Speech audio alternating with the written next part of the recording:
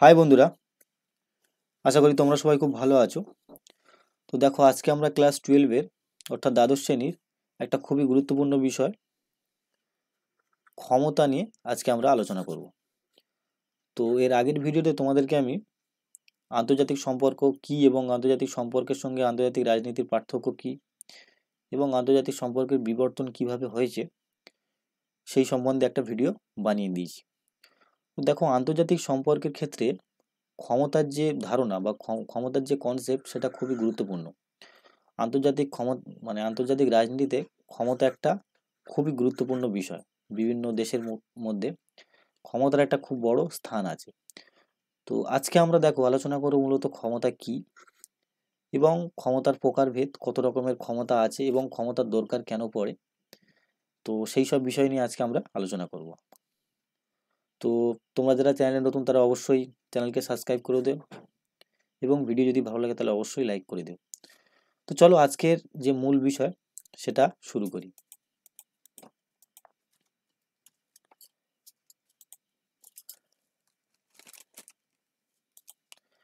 দেখো, ক্ষমতা বা শক্তি বলতে ঠিক কি বোঝায়।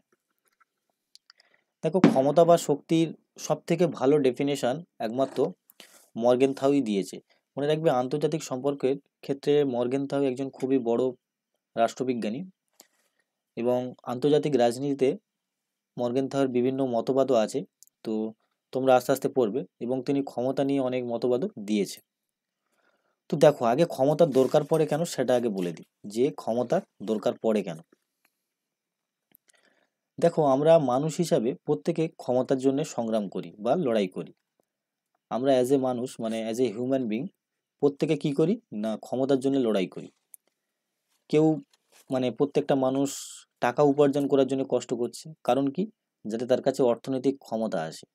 সেই অর্থনৈতিক ক্ষমতা দিয়ে সে কি করতে পারে না, তার যে পরিবার আছে সেই পরিবারে দারিদ্রতা দূর করতে পারে।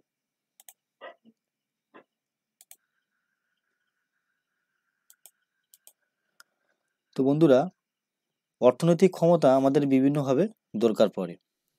ঠিক একইভাবে আমাদের বিভিন্ন দৈহিক ক্ষমতা দরকার পড়ে। দেখবে আমরা আমাদের কাজ করার জন্য আমরা খাই, ঠিক আছে, কিংবা জিমে যাই। কারণ কি, তার কারণ হচ্ছে গিয়ে দৈহিক ক্ষমতা অর্জন করার জন্য। দৈহিক ক্ষমতা অর্জন করে আমরা যাতে আমাদের নিজেদেরকে রক্ষা করতে পারি। তো একজন মানুষের বিভিন্ন ধরনের ক্ষমতা দরকার হয়। কারণ কি, তার অর্থনৈতিক ক্ষমতা দরকার হয়। একজন সিঙ্গেল মানুষের অর্থনৈতিক ক্ষমতা দরকার হয় এই কারণে, কারণ সে তার পরিবারকে চালানোর জন্যে, তার পরিবারে যাতে দরিদ্রতা না থাকে তার জন্যে। একজন মানুষের দৈহিক ক্ষমতাও দরকার হয় যাতে সে ভালোভাবে কাজ করতে পারে, ঠিক আছে। একইভাবে বিভিন্ন মানুষের রাজনৈতিক ক্ষমতাও দরকার হয়, অনেক মানুষ চায়। তো আমরা মানুষ হিসাবে প্রত্যেকে চাই যে আমাদের কাছে বিভিন্ন ধরনের ক্ষমতা থাকুক, যাতে সেই ক্ষমতাকে প্রয়োগ করে আমরা আমাদের বিভিন্ন ধরনের সমস্যা মেটাতে পারি। একই বিষয় একটা রাষ্ট্রেরও ক্ষমতার দরকার হয়। কারণ কি, কেননা রাষ্ট্র হচ্ছে বিভিন্ন মানুষের দ্বারা মিলিত হয়ে গঠিত। রাষ্ট্র বিভিন্ন মানুষের দ্বারা গঠিত। রাষ্ট্র তো কোনো একজন ব্যক্তিকে নিয়ে গঠিত হয় না, তো বিভিন্ন রাষ্ট্র বিভিন্ন মানুষের দ্বারা গঠিত। এই জন্যে রাষ্ট্রেরও বিভিন্ন ধরনের ক্ষমতা দরকার হয়। রাষ্ট্রেরও অর্থনৈতিক ক্ষমতা দরকার লাগে, ঠিক আছে, বিভিন্ন ধরনের সমস্যার সমাধান করার জন্য রাষ্ট্রের ক্ষেত্রে। একইভাবে রাষ্ট্রের সৈনিক ক্ষমতা লাগে, ঠিক আছে, যাতে সে তার দেশকে রক্ষা করতে পারে। তো একজন ইন্ডিভিজুয়াল পার্সন একজন সাধারণ মানুষ, একজন সিঙ্গেল মানুষের যতটা ক্ষমতার দরকার হয় ঠিক ততটাই ক্ষমতার দরকার হয় কার না, রাষ্ট্রের, যাতে সেও ঠিক সেরকমভাবে কাজ করতে পারে। তো দেখো, এবারে দেখো রাষ্ট্রের সংজ্ঞা। দেখো, আন্তর্জাতিক রাজনীতিতে ক্ষমতার ভূমিকা বিশেষ গুরুত্বপূর্ণ।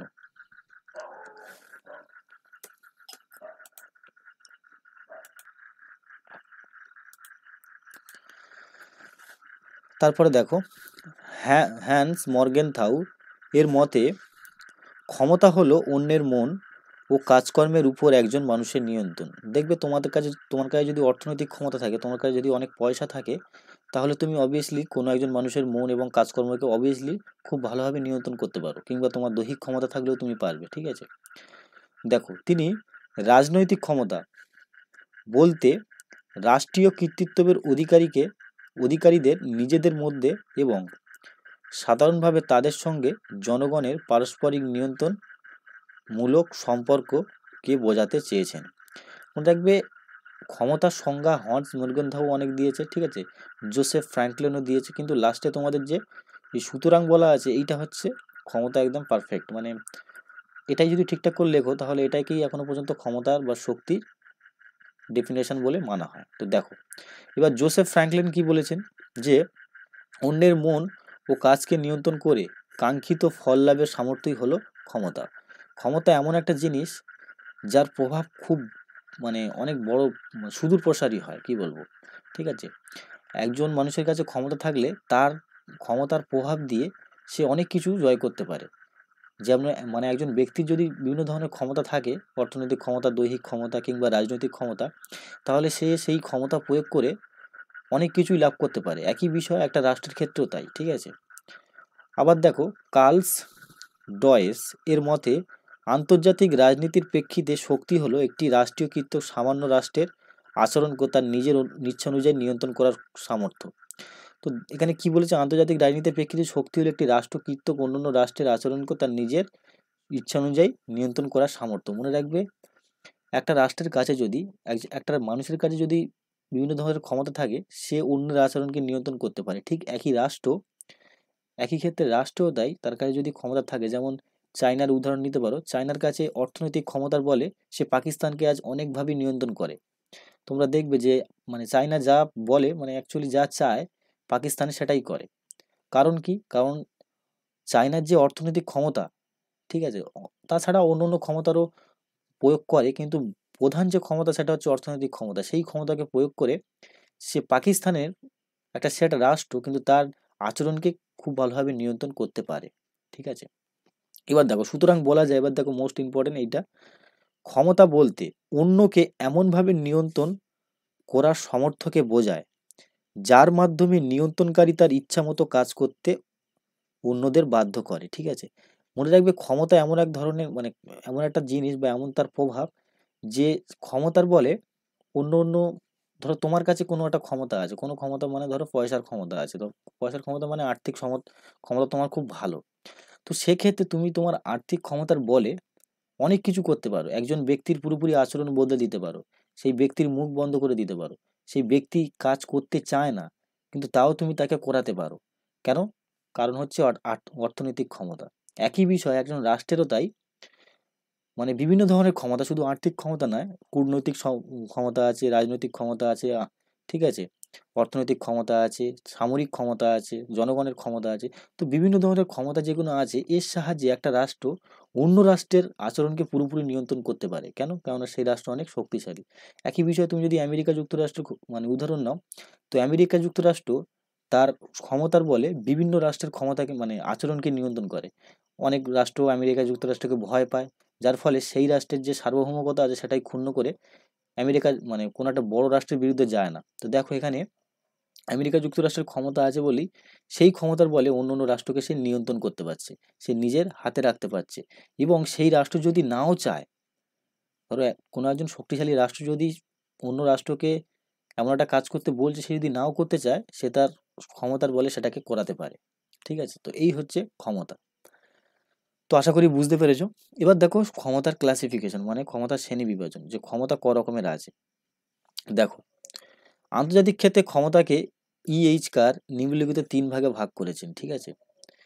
প্রথম দেখো, সামরিক ক্ষমতা। দেখো, আমাদের যেমন দৈহিক ক্ষমতা লাগে, কারণ কি? প্রথম কথা তো দৈহিক ক্ষমতা লাগে এই কারণে, যাতে আমরা ভালোভাবে কাজ করতে পারি বিভিন্ন ধরনের, ঠিক আছে। আমরা আমাদের দৈহিক ক্ষমতা না থাকলে বেশিক্ষণ কাজ করতে পারবো না, কিছুক্ষণ কাজ করার পর নার্ভাস হয়ে যাবো, আমাদের শরীরের যে শক্তি আছে সেটা শেষ হয়ে যাবে। তো একই বিষয়ে একটা দেশেরও সামরিক ক্ষমতা দরকার হয়। একজন ব্যক্তির যেমন মানে দৈহিক ক্ষমতা তাকে কাজ করতে সাহস যোগায়, তারপরে সে নিজেকে রক্ষাও করতে পারে সেই শক্তির সাহায্যে। ঠিক একই বিষয় একটা রাষ্ট্রেরও দরকার হয় সামরিক ক্ষমতা। সেই সামরিক ক্ষমতার বলে সে অন্য রাষ্ট্রকে মানে নিজের দেশকে সবার প্রথম সে রক্ষা করতে পারে। সেই মানে নিজের দেশকে রক্ষা করার ক্ষেত্রে সামরিক ক্ষমতা খুব গুরুত্বপূর্ণ। একই বিষয় কোনো অন্য রাষ্ট্র সেই দেশকে অ্যাটাক করলে সেই রাষ্ট্রকে আটকাতে পারে। তো অনেক দিক থেকেই সামরিক ক্ষমতা গুরুত্বপূর্ণ। তো দেখো, একটি রাষ্ট্র কতখানি শক্তিশালী তা তার সামরিক ক্ষমতার উপর যথেষ্ট পরিমাণে নির্ভর করে। ঠিক আছে, মনে রাখবে আগেকার রাষ্ট্রের ক্ষমতা ধারণায় ক্ষমতার ধারণায় সামরিক ক্ষমতাকেই প্রধান ক্ষমতা বলা হতো। যে কোনো রাষ্ট্রের সে রাষ্ট্র জাতীয়ভাবে শক্তিশালী তখনই হবে, তোমাদের জাতীয় শক্তি কি পড়বে, যে ক্ষমতা বা শক্তি যাই বলো না কেন, জাতীয় ক্ষমতা। তো একটা রাষ্ট্র জাতীয় ক্ষমতায় শক্তিশালী তখনই মনে করা হয় যখন সেই রাষ্ট্রের অনেক সামরিক ক্ষমতা আছে, তার সৈন্যবল কত সেটা দেখা হয়, তার কি কি মডার্ন অস্ত্র আছে সেটা দেখা হয়, তো অনেকভাবেই দেখা হয়। দেখো, এই প্রসঙ্গ মন্তব্য করতে গিয়ে স্পাইকম্যান বলেছেন যে সর্বশেষ বিচারে যুদ্ধ করার সামর্থ্যের মধ্যেই একটি রাষ্ট্রের ক্ষমতার পরিচয় পাওয়া যায়। ঠিক আছে, বস্তুত অতীতের মতো বর্তমানেও সেই সব রাষ্ট্রকে অতি বৃহৎ বা বৃহৎ শক্তির মর্যাদা দেওয়া হয় যারা সামরিক শক্তিতে যথেষ্ট বলীয়ান। তুমি আমেরিকা যুক্তরাষ্ট্রের ক্ষমতা উদাহরণ নিতে পারো, চায়নার উদাহরণ নিতে পারো, রাশিয়ার উদাহরণ নিতে পারো, ভারতের উদাহরণ নিতে পারো। এরা এক তো অনেক বড় দেশ, 2 নম্বর এদের সামরিক ক্ষমতা অনেক বড়। ঠিক আছে, প্রথমে সামরিক ক্ষমতার দিক থেকে যদি আমি তোমাকে বলি, তো প্রথমে আমি আমেরিকা যুক্তরাষ্ট্র, তারপরে রাশিয়া আছে, তারপরে চীন আছে, এবং 4 নম্বরে ভারত আছে। তো মনে রাখবে সামরিক ক্ষমতাও একটা খুবই গুরুত্বপূর্ণ ক্ষমতা শ্রেণী বিভাজনের মধ্যে। ঠিক আছে, দেখো, আবার অনেক সময় নিজের সামরিক ক্ষমতার শ্রেষ্ঠত্ব প্রমাণের উদ্দেশ্যে কোনো কোনো রাষ্ট্র যুদ্ধে লিপ্ত হয়। ঠিক আছে, যুদ্ধে জয় পরাজয় যুদ্ধরত দেশগুলির আন্তর্জাতিক মান মর্যাদার হ্রাস বৃদ্ধি ঘটায়। ধরো কোনোভাবে আমেরিকা তার শ্রেষ্ঠত্ব দেখাতে গিয়ে কোনো একটা ছোট দেশের সঙ্গে যুদ্ধ করেছিল, যেমন উদাহরণ নিতে পারো ভিয়েতনামের যুদ্ধ। তোমরা যারা ইতিহাস আছে ক্লাস 12-এ পড়েছো, তো ভিয়েতনামের যুদ্ধে কি হয়েছিল, আমেরিকা যুক্তরাষ্ট্র হেরে গেছিল, কিন্তু ভিয়েতনাম ছিল খুবই ছোট একটা রাষ্ট্র। তো মনে রাখবে একটা রাষ্ট্র তার সামরিক ক্ষমতা যখন অতিরিক্ত হয়ে যায় তখন তার কনফিডেন্ট অনেক উচ্চ মাত্রায় থাকে। ঠিক আছে, তো থাকার ফলে কি হয়, সে বিভিন্নভাবে ক্ষমতার প্রদর্শন করার জন্য অন্যান্য রাষ্ট্রের সঙ্গে জোর করেই যুদ্ধ করে। ঠিক আছে, এবার সেই ক্ষেত্রে যদি হেরে যায় তাহলে তার আন্তর্জাতিক মান মর্যাদা অনেক হ্রাস পায়। যেমন আমেরিকার সঙ্গে ভিয়েতনামের যুদ্ধে বললাম, এখানে আমেরিকা হেরে গিয়েছিল, তার কারণ হচ্ছে আমেরিকা কত হাজার হাজার কিলোমিটার দূরে থাকে, সেখান থেকে এসে ভিয়েতনামে যুদ্ধ করছে, সেটাও একটা বড় কারণ ছিল। তো সে ইতিহাসের বিষয়, তোমাদেরকে একটা উদাহরণ দিলাম। তো সামরিক ক্ষমতা একদিক থেকে খুবই গুরুত্বপূর্ণ ক্ষমতা, এবং আগেকার দিনে সামরিক ক্ষমতাকেই প্রধান ক্ষমতা বলে মনে করা হতো। ঠিক আছে, 2 নম্বর দেখো অর্থনৈতিক ক্ষমতা। এও এখনকার দিনে তো অর্থনৈতিক ক্ষমতা ছাড়া কিছুই হবে না। একজন মানুষের যেমন তাই, একটা মানুষ যদি কিছু করতে চায় তো তার জন্য দরকার হয় টাকা পয়সা, ঠিক অর্থনৈতিক ক্ষমতা। একই বিষয়, একটা রাষ্ট্র যখন কিছু করতে চায় তখন তার দরকার হয় অর্থনৈতিক ক্ষমতা। একটা রাষ্ট্র যদি অর্থনৈতিক ক্ষমতা না থাকে তাহলে তার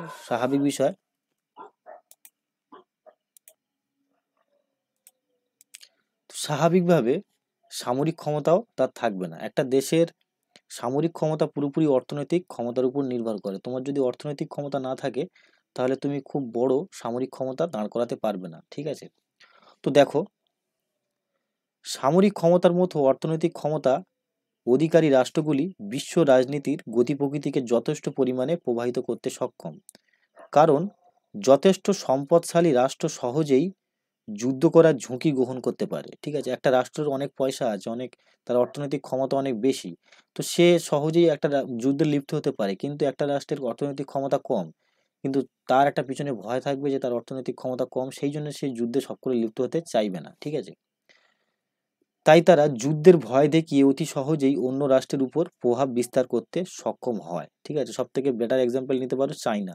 ঠিক আছে, চায়নার অর্থনৈতিক ক্ষমতা মানে খুবই দ্রুত হারে বৃদ্ধি পাওয়ার জন্য আস্তে আস্তে তার সামরিক ক্ষমতাও বৃদ্ধি পেয়েছে। ঠিক আছে, এবং বিভিন্ন যে আশেপাশে ছোটোখাটো দেশ আছে তাদেরকে ভয় দেখায়। ঠিক আছে, তার কারণ এক তো অর্থনৈতিক ক্ষমতা প্রচুর, 2 নম্বর হচ্ছে চায়নার সামরিক ক্ষমতাও অনেক বেড়ে গেছে। কারণ দেখো, অর্থনৈতিক ক্ষমতার উপরই সব কিছু নির্ভর করে, তোমার সামরিক ক্ষমতাও অর্থনৈতিক ক্ষমতার উপর নির্ভর করে। ঠিক আছে, এইভাবে মার্কিন যুক্তরাষ্ট্র বর্তমানে বিশ্ব রাজনীতির একক নিয়ন্ত্রণকর্তা হিসাবে আত্মপ্রতিষ্ঠা করতে সক্ষম হয়েছে। মনে রাখবে পৃথিবীর মধ্যে এখন বর্তমানে অর্থনৈতিক ক্ষমতার মধ্যে দিয়েও আমেরিকা হচ্ছে প্রথম। ঠিক আছে, অলমোস্ট 21 ট্রিলিয়ন ডলারের ইকোনমি হচ্ছে অর্থনীতি তোমাদের আমেরিকা। তো দুটো ক্ষমতা তো খুবই গুরুত্বপূর্ণ, একটা হচ্ছে সামরিক ক্ষমতা আর 2 হচ্ছে অর্থনৈতিক ক্ষমতা। ঠিক আছে, 3 নম্বর দেখো জনমত গঠনের ক্ষমতা। এই ক্ষমতা শুধুমাত্র ভারত আর চীনের কাছে সব থেকে বেশি পরিমাণ আছে, কারণ ভারত আর চীনে জনসংখ্যার পরিমাণ অনেক বেশি। দেখো, বিশ্ব রাজনীতিতে সামরিক ও অর্থনৈতিক ক্ষমতার মতো জনমত গঠনের ক্ষমতা বিশেষ গুরুত্বপূর্ণ বলে বিবেচিত হয়।